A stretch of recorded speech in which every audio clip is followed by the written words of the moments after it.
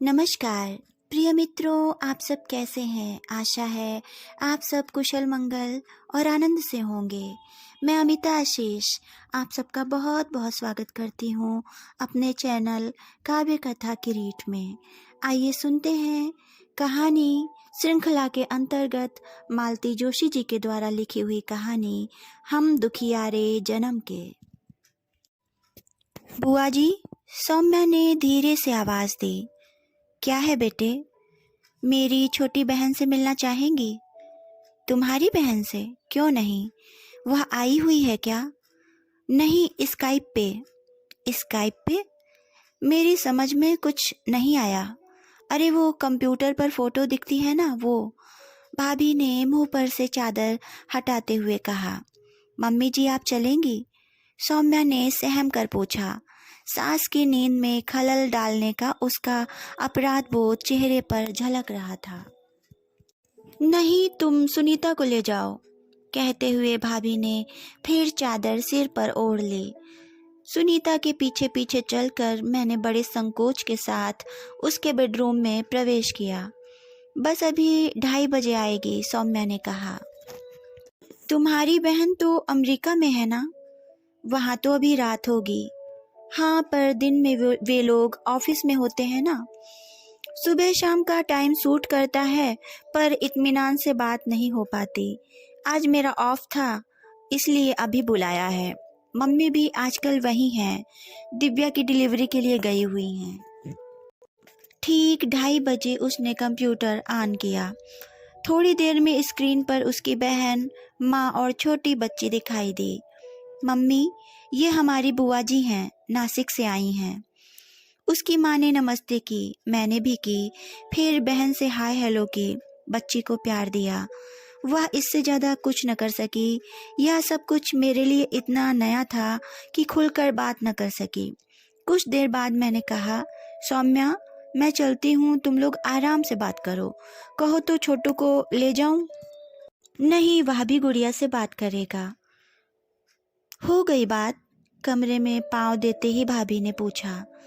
बात क्या करनी थी, बस दुआ सलाम हो गई, कुशल क्षेम पूछ लिया बस। ज़्यादा बोलने की मुझे प्रैक्टिस थोड़े ही है।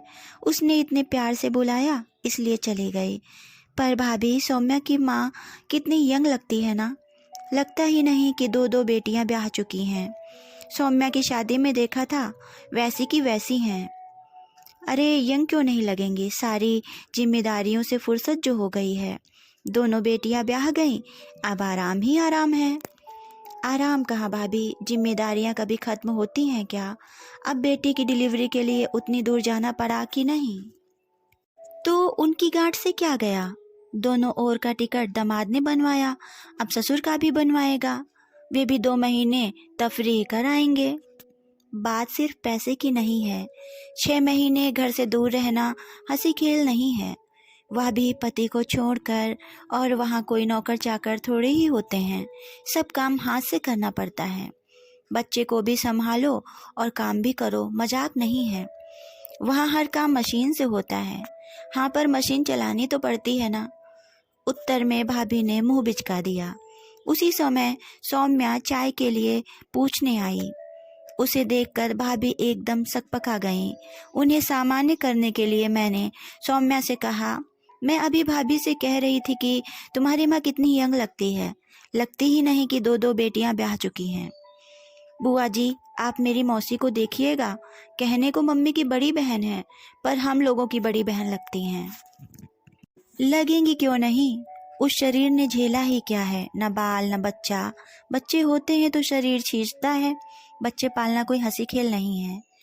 स्वाभाविक ही था कि सौम्या को यह टिप्पणी अच्छी नहीं लगी। वह चुपचाप चाय बनाने चली गई। भाभी का कहना जारी था, दोनों मियाँ बीवी डॉक्टर हैं, ढेर सारा कमाते हैं और मस्त रहते हैं। ऐसा नहीं है भाभी, निसंतान होना अपने आप में एक बहुत बड़ा दुख है। ऐसे में कोई मस्त कैसे रह सकता है? अरे ये सब बातें पुरानी हो गईं। आजकल बच्चे होना न होना सब बराबर है। किसी के बच्चे पास नहीं रहते, सब विदेश भाग जाते हैं। देश में भी रहते हैं तो अलग गृहस्थी बसा लेते हैं।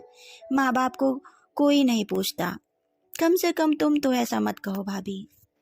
तुम्हारा इकलौता होनहार बेटा देश तो क्या शहर छोड़कर भी नहीं गया है। बीवी बच्चे के साथ तुम्हारे पास तुम्हारे घर में ही रह रहा है। क्या पता कितने दिन रहेगा, भाभी ने उसास भरकर कहा। वह छुटकी जब से ब्याह कर विदेश गई है, इन लोगों को बराबर बुला रही है। वह तो शशांक के आगे बस नहीं चलता, नहीं तो सौम्या तो कब से तैयार बैठी है। शशांक भी उसकी जिद को कब तक टाल पाएगा, देखते हैं। मैं तो परेशान हो गई। कोई कितनी नकारात्मक सोच रख सकता है। भाभी इसकी जिंदा मिसाल होती जा रही हैं। दूसरे दिन दफ्तर जाते हुए सौम्या ने किंशिक को भाभी की गोद में दे दिया। माँ जब तक नजर आती रही, बच्चा खिन खिन करता रहा। बाद में चुपचाप दादी की गोद में दुबक गया। मैंने कहा, भाभी इन लोगों को अब एक आया रख लेनी चाहिए। आपकी उम्र थोड़े ही है बच्चे पालने की। भाभी बोली, आया रख लेगी तो सास का क्या अचार डालेगी। सुनकर मैं तो दंग रह गई। मुझे सौम्या से यह आशा नहीं थी। मैं तो उसे बहुत सुलझी हुई लड़की समझती थी, पर क्या पता मनुष्य का असली स्वभाव तो साथ रहने पर ही समझ में आता है। एक मन हुआ कि उसे अकेले में थोड़ा समझाऊं, पर दूसरे ही क्षण यह विचार त्याग दिया। 4 दिन के लिए आई हूँ, क्यों बुरी बनूं। पर शाम को जब भाई साहब दफ्तर से लौटे और बच्चे को उनकी गोद में देकर भाभी चाय बनाने चली गईं, तो मैंने कहा, भाई साहब ये दोनों इतना कमाते हैं, बच्चे के लिए एक आया क्यों नहीं रखते हैं। भाभी की उम्र है क्या बच्चे पालने की। भाई साहब बोले, तुम्हें क्या लगता है इस घर में आया कभी रखी ही नहीं गई। कम से कम आधा दर्जन हो चुकी हैं। कभी चोरी कभी मुंहजोरी का आरोप लगाकर सबको भगा दिया गया। बात सच हो या झूठ, हमें तो घर के व्यक्ति का ही पक्ष लेना पड़ेगा ना। बार बार आया बदलने से बच्चा उनसे हिल नहीं पाता, दादी से चिपका रहता है। फिर उसे कुछ और काम बताए जाते हैं, कुछ तो लिहाज के मारे ये बेगार कर देती हैं, कुछ साफ मुकर जाती हैं। फिर उनकी छुट्टी। चाय आ गई और भाई साहब ने बात बदल दी। बोले, मैं पिछले वर्ष कैलाश मानसरोवर गया था ना, वहाँ की बड़ी सुंदर तस्वीरें हैं। कमरे में आओ, तुम्हें दिखाता हूँ। भाई साहब शायद भूल गए थे कि वे तस्वीरें मुझे भेज चुके हैं, या हो सकता है इसी बहाने से मुझे कमरे में बुलाना चाहते हो। मैंने बहस नहीं की और चुपचाप उनके पीछे चल दी।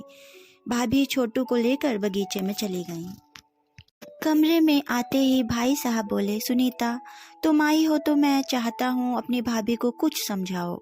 बड़ी अजीब स्वभाव की होती जा रही हैं।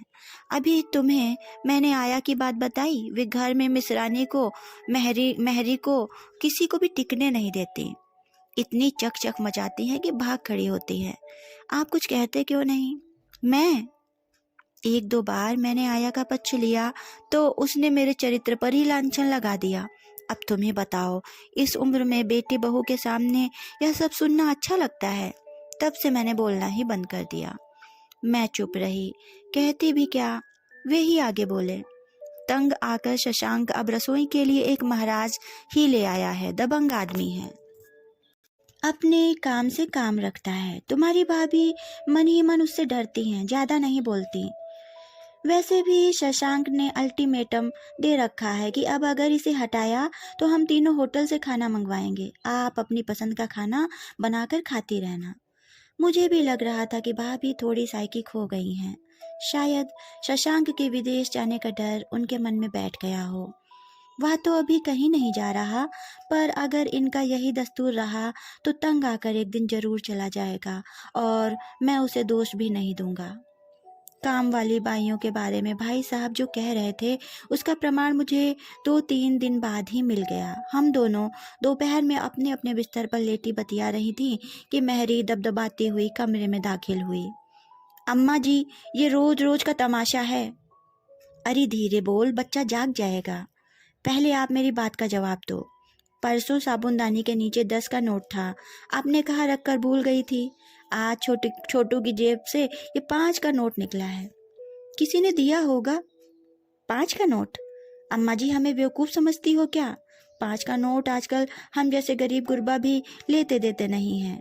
कोई आपके बच्चे को 5 रुपया देगा? तू कहना क्या चाहती है? यही कि इस तरह हमें परचना बंद करो। अरे पिछले जन्म में ऐसे ही काम किए होंगे जो आज आप लोगन के जूठन बर्तन धो रहे हैं। इस जन्म में भी वही करेंगे तो हमारी क्या गति होगी? अपने काम के प्रति वितृष्णा और विवशता उसके शब्दों से झलक रही थी। अम्मा जी, आपको रखना हो तो रखो, नहीं तो मना कर दो, पर चोरी चकारी का इल्जाम लगाकर भगाओगी तो ठीक नहीं होगा। हाँ, भाभी कुछ कहने को हुई तो मैंने उन्हें चुप कर दिया और मेहरी से कहा, ठीक है भाई, जाओ अपना काम करो। वह बड़बड़ाती हुई चली गई। जब वह आवाज की जद से बाहर हो गई तो मैंने भाभी से कहा, भाभी क्यों इन छोटे लोगों के मुंह लगती हो? घर की बड़ी हो, बड़ों की तरह रहो। भाभी ने तुरंत आंसू से पल्लू छुआया और करवट बदल ली। फिर जैसे अपने आप से बोली, मेरी तो इस घर में कोई इज्जत ही नहीं है, तभी तो नौकर चाकर तक आंख दिखाते हैं। मैं तो सोच में पड़ गई। भाभी ये सब किसे सुना रही थी, मुझे, या कि यह बस एक जनरल स्टेटमेंट था? कुछ भी हो, मैं पूरा दिन बहुत बेचैन रही। मुझे बहुत डर लग रहा था कि आज रात जरूर महाभारत होगा। कल को मेहरी की छुट्टी कर दी जाएगी, फिर नए सिरे से काम वाले की खोज शुरू हो जाएगी।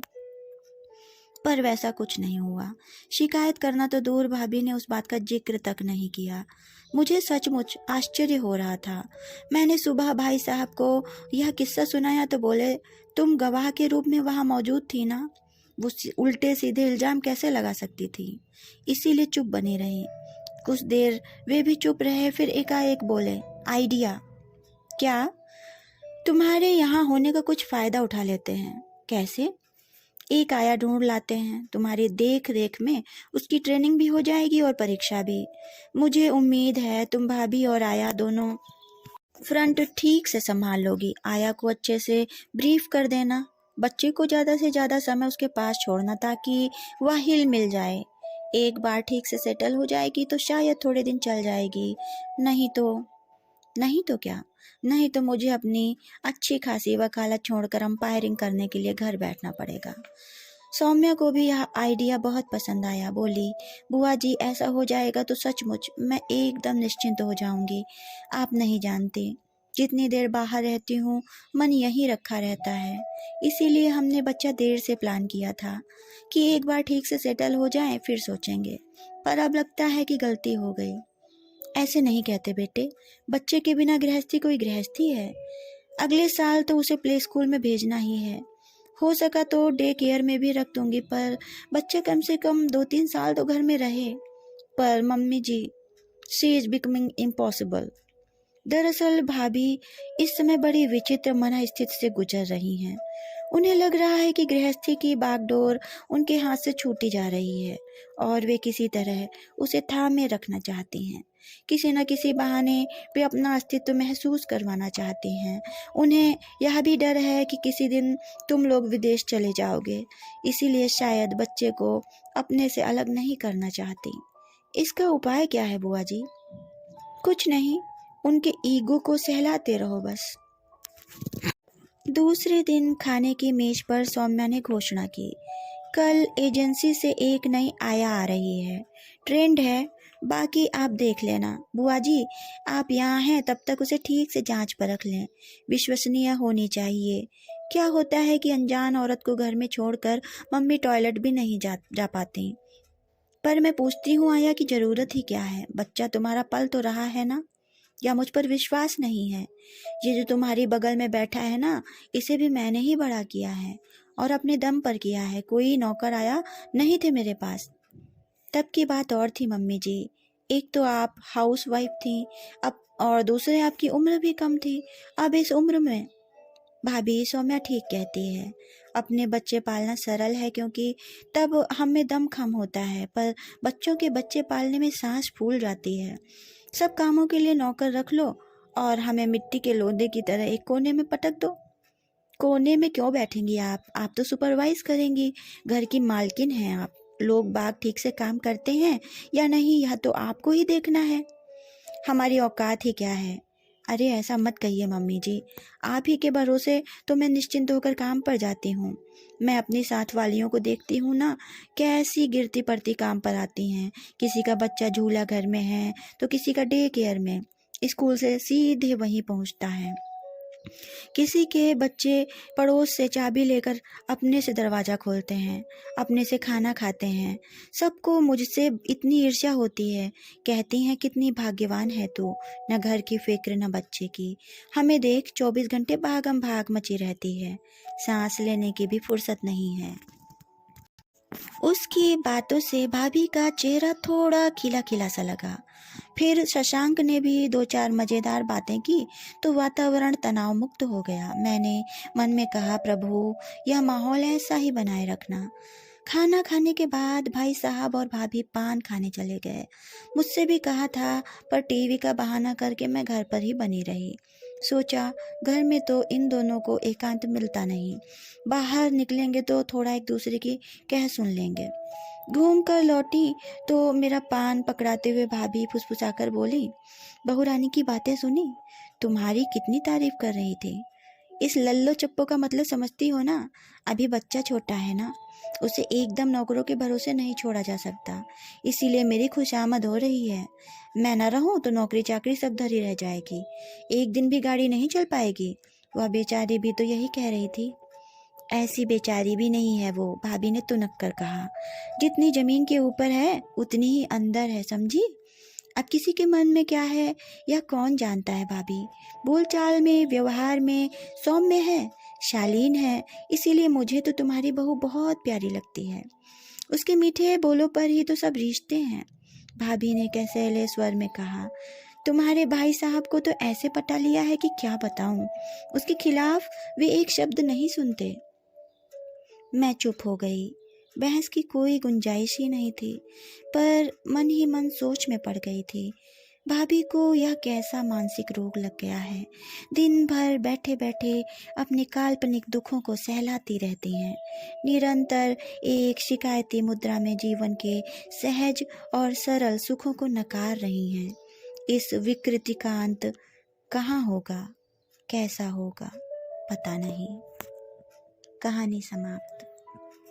नमस्कार प्रिय मित्रों, आपको यह कहानी कैसी लगी? आप इसे लाइक करिएगा, कमेंट करिएगा और अधिक से अधिक शेयर करिएगा। अगर आप मेरे चैनल पर नए हैं तो इसे सब्सक्राइब करना बिल्कुल भी ना भूलिएगा। धन्यवाद।